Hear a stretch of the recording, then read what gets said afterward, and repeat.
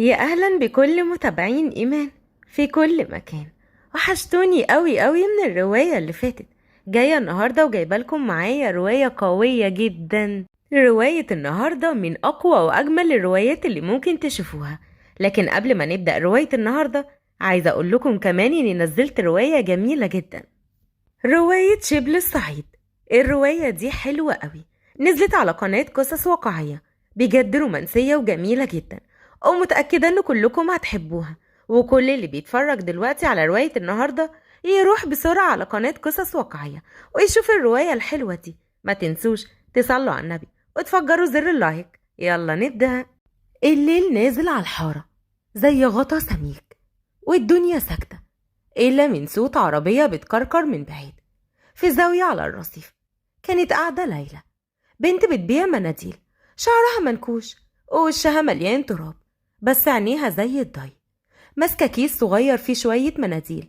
كل ما تعدي عربية تجري وراها وتقول بصوت مبحوح: خد منديل يا باشا، بمزاجك والله، مش شحات أنا، ده شغل. وفي الناحية التانية من الحارة واقف وظهره للحيطة بيدخن السيجارة بتاعته وساكت كأنه ملكها، وهو سراج.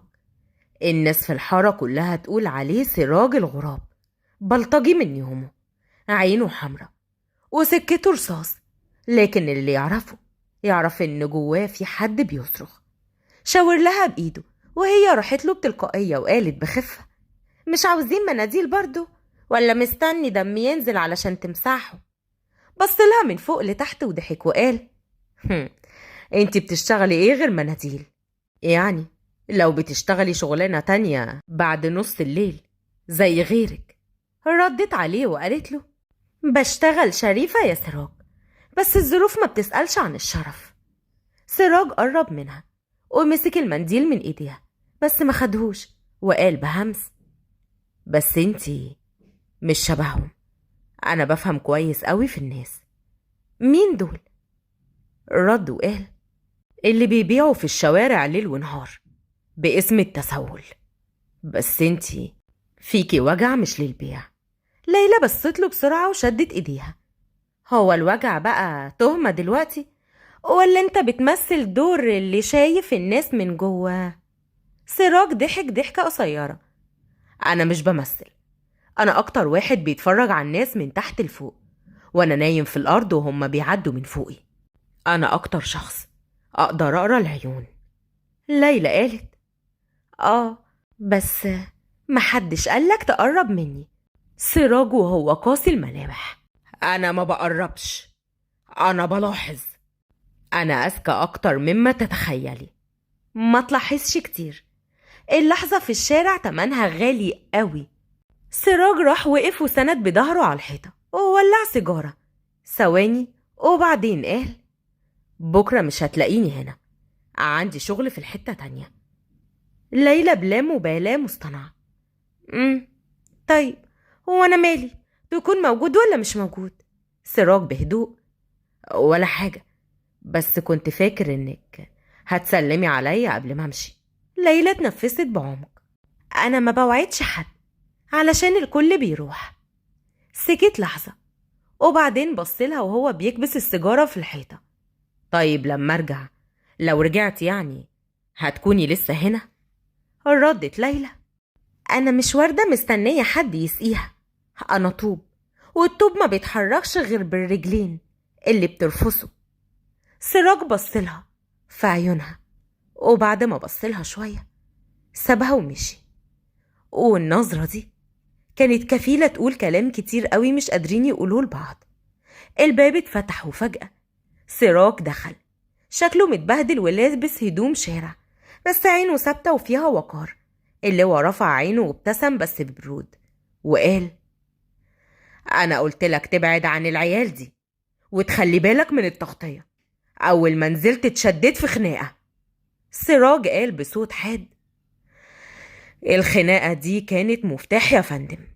واحد من العيال اللي اتقتلوا كان ماسك معاه سلسلة فضة محفور عليها أول حرف من اسم الضحية اللي اختفت من شهرين في نفس المنطقة. اللواء اهتم جدا بكلامه وقال: يعني أفهم من كده إن في علاقة؟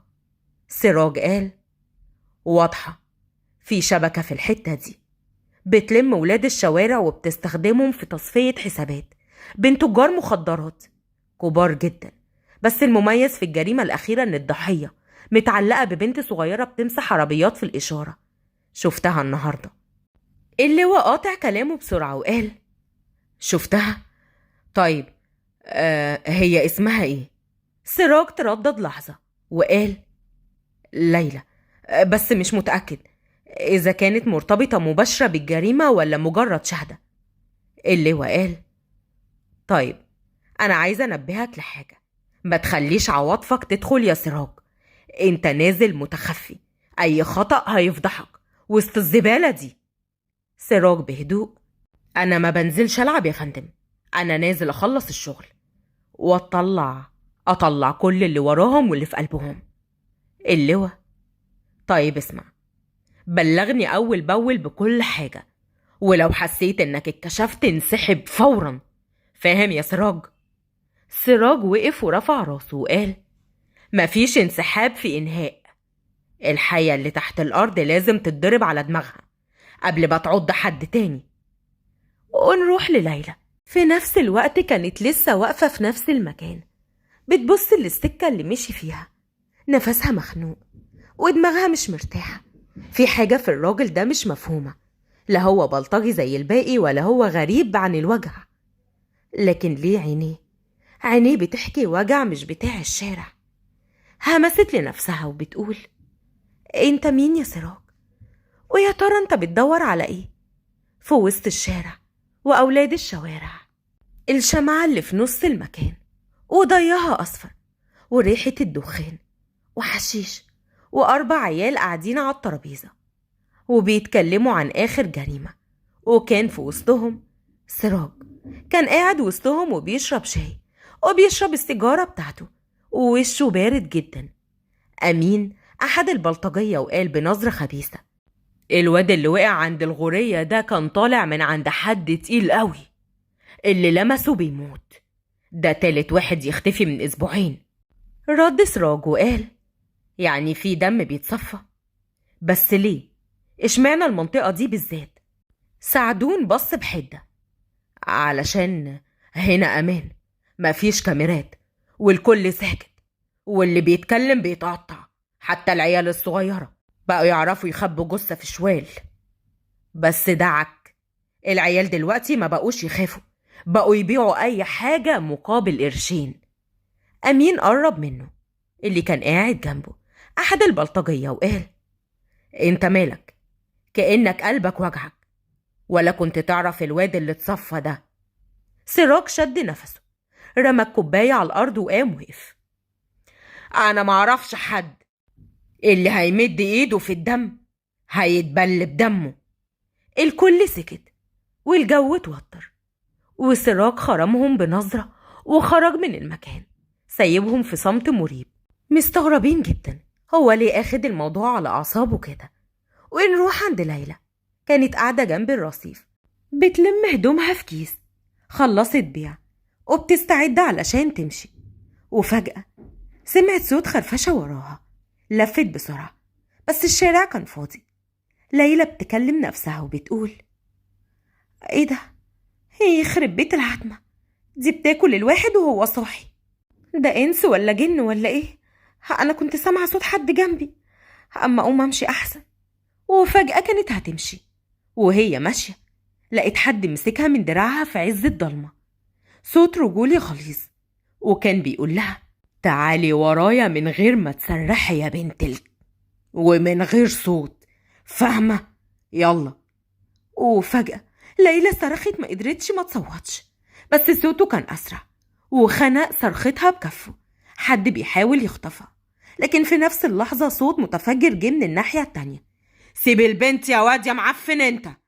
وفجأة قرب عليه سراج وطلع من نص الضلمة ومعاه حديدة حامية جدا، جري ناحيتها ونزل عليه ضرب، وكان بيقوله: بتلعب على مين يا ابن ليلى وقعت على الأرض، نفسها مخنوق، بس عينيها على سراج. كانت أول مرة تشوفه كده، مجنون شرس قاتل. ليلى بتهمس وهي بتترعش. انت انت انت كنت فين؟ سراج وهو بيبص عليها وعينه ما فيهاش ولا رحمة. أنا دايما هنا، بس لما بكون لازم أظهر. ليلى كانت بتقوله وانت كنت هتسيبني؟ سراج قرب منها وشدها من دراعها بقوة. أنا ما بسيبش حقي، وانت من ساعتها بقيتي في دمي. ليلى زقته بقوة وقالت ما تدخلنيش دمك يا سراج.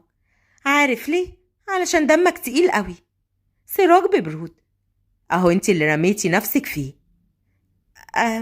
انا ما طلبتش منك تيجي، وبعدين عادي يعني، انا اصلا مش ضعيفة. سراج بيلفت وشها ناحيته. بس كنتي هتموتي. ليلى بغضب مفيش حد بيموت وهو مكسوف. سراج ضحك بس بمرارة. في، بس ده مش موت، ده دفن بطيء. سراج بيمشي وبيقف على أول الناصية ويخرج موبايله وبيفتح تطبيق كأنه للخرايط، بس يطلع ماسح مواقع. بيحدد نقطة عند قهوة نص الليل.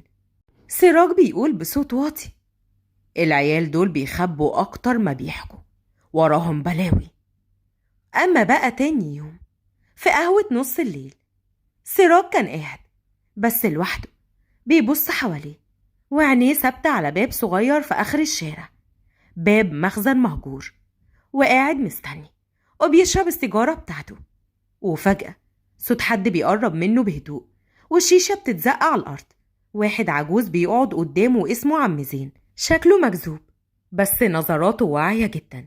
عم زين بصوت مبحوح اللي بيدور على النار لازم يعرف هي بتتولد فين. سراج من غير ما يبصله قال وانا شايف الدخان، بس الريحة مش واضحة، بحاول ادور عليها. عم زين بابتسامة باينة منها سنة مكسورة. الريحة جاية من ورا الباب اللي ما بيتفتحش، واللي بيحاول يفتحه لازم يقدم قربان. سراج نبرته اتغمقت. وانت قدمت؟ رد عم زين وقال قدمت كل حاجة. ليلى كانت ماشية ناحية موقف العربيات علشان تروح، ومعاها كيس مناديل صغير ووشها عليه آثار رعب لسه مرحش. صوت من وراها هادي لكن مرعب. اللي بيقف مع سراج بيقع معاه. ليلى لفت بسرعة، كانت بتبص وراها لكن ما لقيتش حد. بصت حواليها، كانت مستغربة جدا لأن الصوت اختفى تماما.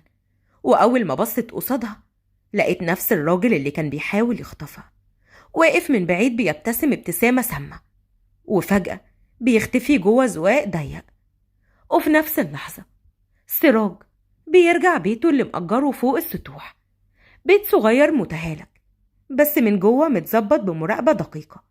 في صور على الحيطة وخرايط وملفات مطبوعة، صور ناس من المنطقة. سراج واقف قدام صورة فيها 3 وشوش بيتعلم عليهم. أول واحد اختفى عند الغورية، تاني واحد آخره كان هنا، التالت بيقلب الورق ويقف عند ورقة فيها اسم علاء الفولي، وتحتها مكتوب بخط إيده شاهد أو ضحية. سراج بيتكلم لوحده. كلهم كانوا في نفس المكان قبل ما يختفوا، وكلهم ليهم علاقة بحد اسمه أبو زين. فلاش باك سريع، صورة كرتونية مرمية في الشارع عليها اسم أبو زين، مقاول هدم ونقل. في الاسم مكتب اللواء حسين، كان قاعد بيشرب قهوته. دخل عليه ضابط اسمه ياسين، مرتبك ومتعصب. ياسين وهو بيحدف الملف على الترابيزة. أنا مش فاهم إزاي ضابط زي سراج يبقى مختفي بالشكل ده، وإحنا حتى مش عارفين بيقابل مين ولا بيقضي وقته فين. دي مش قضية فردية، دي شبكة. سراج شغال بطريقته، وهو الوحيد اللي وصل للأسماء اللي إحنا حتى ما كناش نحلم بيها. خليك في شغلك يا ياسين وابعد عن القضية دي. هو واخدها كأنها لعبته الخاصة، وأنا مش هسكت، هطلب نقلها رسميا. رد عليه اللواء ببرود وقال طيب جرب وشوف هتشتغل ايه بعد كده. ونروح المخزن. دخل وهو متمسك بدوره كبلطجي، بص للعيال حواليه. سراج نبرته هادية لكن نظرته قاتلة. في حركة بتطبخ والريحة طالعة. مين فيكم شاف راجل لابس جلابية سودا واقف آخر السوق؟ واحد منهم بيرتشف من السيجارة. ده زين ده دماغ، بس بقاله يومين بيتصرف بغرابة. هو اللي وراها الحاجة اللي جاية. لو عرفتوا أي حاجة بلغوني فورا. أنا عايز أعرف يعني إيه اللي بيحصل هنا، مش أكتر. سراج كان واقف وسط العتمة بيبص على ليلى من بعيد. هي كانت قاعدة على الرصيف بتاكل لقمة عيش ناشفة وعينيها فيها تعب الدنيا. سراج شرب آخر نفس من سيجارته ورماها تحت رجله. ما نطقش، بس عينه كانت بتراقب كل نفس بتاخده. ليلى حست بحاجة، لفت فجأة، بصت حواليها، ما لقيتش حد، بس كانت بتاكل وهي أصلا ملهاش نفس. سراج في فكره الداخلي بدون صوت. كل ما أقول أسيبها في حالها أرجع ألاقي عينيها عليا. نروح لأوضة زين، نور ضعيف من لمبة صفرة، خرائط وصور مطبوعة، أسماء مكتوبة بأقلام حمراء، وزين واقف عضلاته مشدودة وعينيه بتلمع شر. زين لنفسه بصوت واطي: اللي اتكلم لازم يخرس، واللي شاف لازم يدفن، أما هو ابن الكلب اللي دخل منطقتي هيتقطع على البارد. قرب من صور على الحيطة، صورة قديمة لأبو زين وأسماء 3 رجالة مكتوبين تحتها، واحد منهم متعلم عليه إكس حمرا. زين كأنه بيؤمر حد: الليلة دي نبدأ اللعبة من تاني، بس المرة دي هنخلص الشغل بشياكة. المكتب منور بنور سقف قوي وخريطة كبيرة للمنطقة على الحيطة، واللواء في مكتبه وبيبص في التقرير وكان عصبي جدا. اللواء بص لسراج بحدة وقال: أنا مش فاهم، من أول ما بعتناك تتخفى في المنطقة وكل اللي جاي لي تقريرين ملهمش أي لازمة. سراج كان واقف قدامه وكان هادي جدا وقال: أنا ما بشتغلش بسرعة يا فندم، أنا بشتغل على يقين. الجريمة اللي حصلت هناك دي مش جريمة واحدة، دي خيوط مربوطة ب3 دواير سودة، وأنا وراهم لغاية ما فك شفرة ال3 دواير دول وأعرف إيه اللي بيحصل بالظبط. الرائد فؤاد دخل المكتب ووشه فيه غيظ وغضب شديد جدا. بعد إذن حضرتك، أنا شايف إن سراج ماشي مش بالسرعة الكافية، والمعلومات اللي عندي بتقول إن اللي حصل في الغورية ليه علاقة بملف إحنا فاتحين فيه تحقيق من 2 سنين. اللواء بص للاتنين: أنا اللي بحدد مين يكمل في القضية، وسراج يا ريت تخليك في شغلك، وإنت يا فؤاد لو عندك معلومة حقيقية حطها في التقرير، إحنا هنا مش في خناقة في الشارع. الرائد فؤاد بص لسراج بحدة: بس لازم تبقى عارف إن أي غلطة في التخفي ممكن تدمر العملية كلها. سراج ابتسم ابتسامة باردة جدا: وأنا يا حضرة الرائد فؤاد متعود مغلطش. اللواء ضرب بإيده على المكتب: كفاية يا سراج، ارجع منطقتك، ولو في حاجة جديدة يا ريت تبلغني فورا، يلا.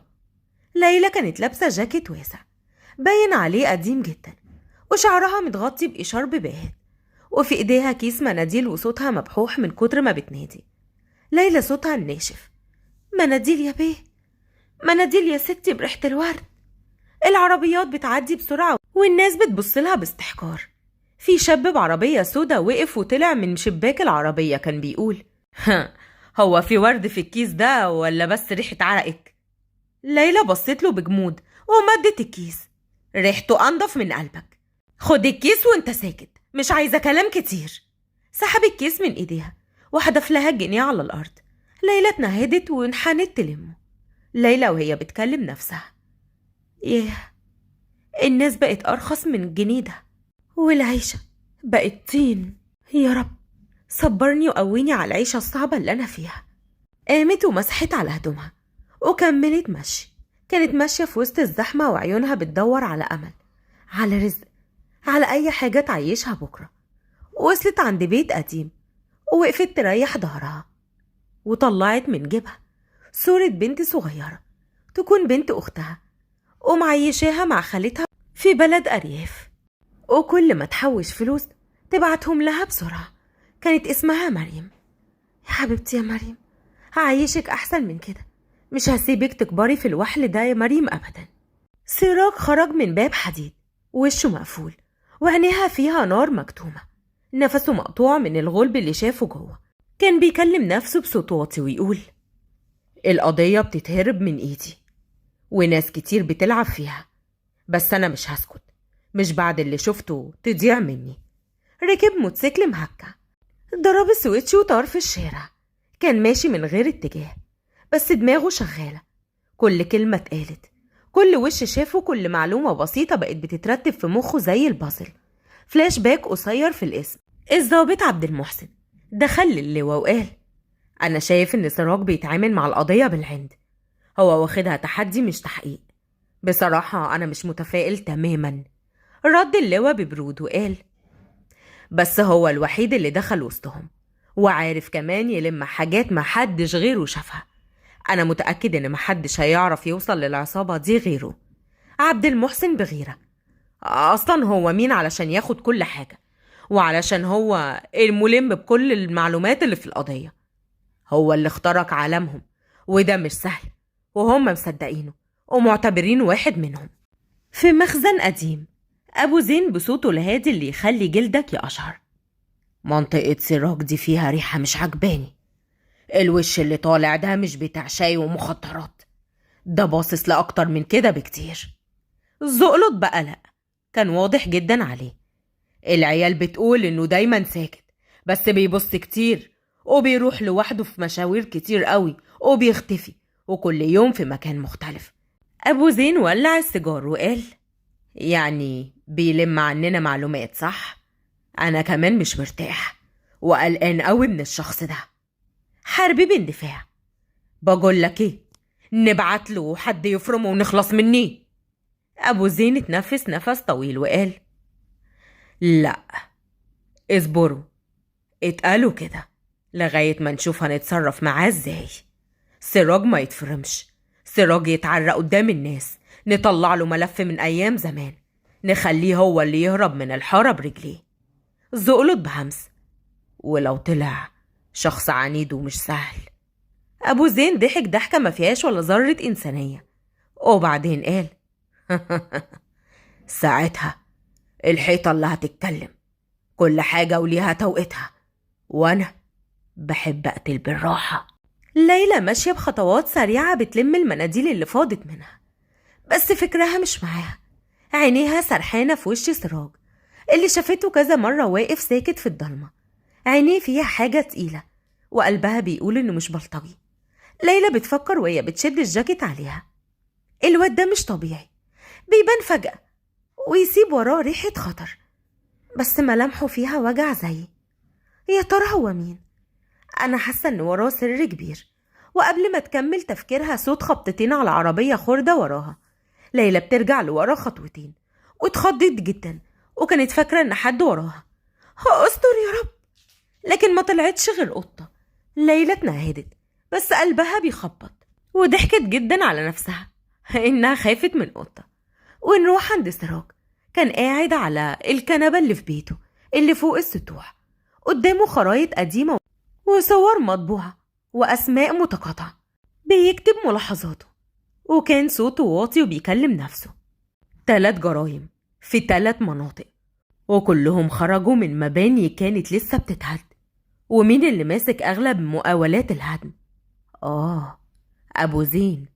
قلب صورة قديمة فيها وش أبو زين بيضحك، كان واقف جنب لودر. سراج بنبرة غضب: وشك مش بريء يا زين، ولازم تتكشف، بس مش دلوقتي، مش قبل ما أعرف كل حاجة، وبعدين أنا اللي هسلمك بنفسي. نروح لليلى اللي دايبة في أحلامها. ليلى قاعدة لوحدها، النور قنديل صغير، بتفكر في كل الرجالة اللي شافتهم في حياتها، ضرب وإهانة وسب. لكن سراج ما كانش زيهم، حتى وهو بيزعق فيه في صوته حاجة بتشدها. ليلى بهمس: هو كمان باين عليه مش من هنا، يعني يمكن يكون من حقي أحلم شوية. سراج دخل المخزن بخطوات حذرة، شاف شنطة مرمية على الأرض، ابتدى يتسحب واحدة واحدة، وقرب من الشنطة وفتحها، ولقى ملفات وصور، صور ناس كانوا مختفيين، وملف واحد معمول عليه علامة حمراء عليه صورة لشخص مقتول، وورقة مكتوب فيها تم التنفيذ، الغورية، توقيع العايد. سراج وشه اتشد وكان بيصور بموبايله الملف بسرعة. يبقى اللي وقع في الغورية مش حادث، دي كانت تصفية. التوقيع ده شفته قبل كده على عربيات الهدم بتاعت أبو زين. لف وشه ناحية زاوية المخزن، لقى كاميرا مراقبة قديمة شغالة. سراج ضحك ضحكة خفيفة وبعدين قال وأخيرا غلطة يا زين، غلطة بتتكشف وهتكشف كل اللي وراك. أبو زين واقف قصاد شاشة صغيرة وبيشوف لقطة من الكاميرا اللي كانت في المخزن. شايف سراج بيقلب في الورق. أبو زين وشه سود واتعصب جدا. ابن المتسولة طلع مش بلطجي زي ما كنت فاكر، رد عليه زقرط بصوت مرعوب. يبقى نخلص عليه قبل ما يسلم كل حاجة، ووقتها هو اللي يخلص علينا. أبو زين صوته هادي بس مميت. لا، نعرف هو بيشتغل مع مين، ولو طلع ظابط بجد يبقى نخلص عليه. سراج كان بيتسلل بس أبو زين كان مستنيه ومعاه رجالة كتير. طلعت كمين متقن والنار اشتغلت وطلقات النار ضرب وصوت صريخ وجاسر بيتحرك بمهارة وسط الزحمة. أبو زين بصوت عالي. انت مش بلطجي، انت كلب بوليس ومش هتطلع من هنا حي. سراج وهو مستخبي ورا عربية قديمة، بس اللي زي عمره ما بيموت، بيفضل شبح يطارد اللي زيك. وفجأة دعم أمني دخل المكان. سراج نفسه داخل بكتيبة كاملة. سراج وهو بيصرخ ولا نفس ولا نفس يا حقير انت وهو، المكان كله محاصر. رجالة أبو زين كانوا بيحاولوا يهربوا وفعلا هربوا. سراج بيواجه أبو زين لأول مرة وجها لوجه، نار وشلال دم، وأبو زين اتقبض عليه. وقدروا كمان يوصلوا لابنه زين لأنه كان هربان، وكمان رجالته اللي هربوا وكمان قبضوا عليهم والعملية خلصت. ليلى كانت قاعدة ووشها في حزن غريب. كل اللي حصل سمعته من الناس بيقولوا البلطجي اللي كان بيحميها طلع ظابط كبير. يعني كله كده. طب وقلبي أنا كنت بشوف فيه أمان، أنا ما كنتش غلطانة؟ لا أكيد كنت غلطانة. يعني كان كل الإحساس والمشاعر اللي كنت بحسها كلها كانت على الأرض. وفجأة ظهر سراج من آخر الشارع لابس لبس الشرطة بس وشه فيه جرح صغير. ليلى قامت وهي مش فاهمة أي حاجة. انت فعلا طلعت زي ما هما بيقولوا؟ سراج قرب منها ونبرته هادية جدا. أنا آسف، كنت لازم أخبي الحقيقة، بس عمري ما كدبت عليكي ولا كدبت في نظرتي ليكي. انتي بالنسبة لي كنتي حاجة كبيرة قوي. يعني كله كان تمثيل؟ يعني كل اللي كنت بحسه كان كذب؟ لو كان تمثيل ما كنتش هقلق عليكي بالليل، ما كنتش هدافع عنك وانا عارف اني ممكن اموت، ما كنتش بعد ما خلصت كل حاجة ارجع لك انتي اول واحدة يا ليلى. ليلى بتبصله وعينيها بتدمع. هو ايه بقى اللي رجعك هنا يا حضرة الضابط؟ سراج بابتسامة بسيطة. اللي رجعني هنا هو ده، وشاور على قلبه اللي ساكن فيه. انتي ساكنة فيه جوه يا ليلى. معقول ساكن في قلبك بياعة مناديل في الشارع؟ جاسر قرب منها ومسح دمعة على خدها. على الرصيف ده من يوم ما شفتك بتجري ومعاكي كيس مناديل وعينيكي أصدق من أي حد شفته في حياتي. حبيتك، أيوة حبيتك يا ليلى. هما الاتنين بصوا لبعض وابتسموا وضحكوا جدا وكانوا فرحانين جدا من كل قلبهم. ليلى ابتسمت واتكسفت وبصت في الأرض. وأنا كمان قلبي كان بيخبط كل ما أشوفك، بس كنت بقول يمكن خوف، بس طلع حب. طبعا حب. حبيتك قوي يا ليلى من غير ما أحس، زي شكة الدبوس بالظبط. ها تتجوزيني؟ ردت ليلى وقالت طيب خليني أفكر. نعم يا أختي تفكري؟ هو أنت أصلا ممكن تكوني لأي حد تاني غيري؟ ده أنا أقتلك. لا طبعا مستحيل. طبعا موافقة يا باشا. سراج وليلى كتب كتابهم وعملوا فرح ضخم جدا، وكل رجالة الشرطة اللي كانوا فاقدين في الأمل كانوا مبهورين جدا بإنجازه وكانوا حاضرين الفرح، وكمان سراج اترقى.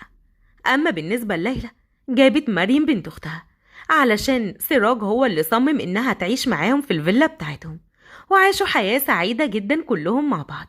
ولحد هنا تكون نهاية رؤيتنا السعيدة. يا رب تكون عجبتكم. أتمنى لو عجبتكم يا ريت ما تنسوش تعملوا سبسكرايب للقناة وتفعلوا زر الجرس على كلمة الكل علشان يوصل لكم إشعار أول ما ننزل رواية جديدة.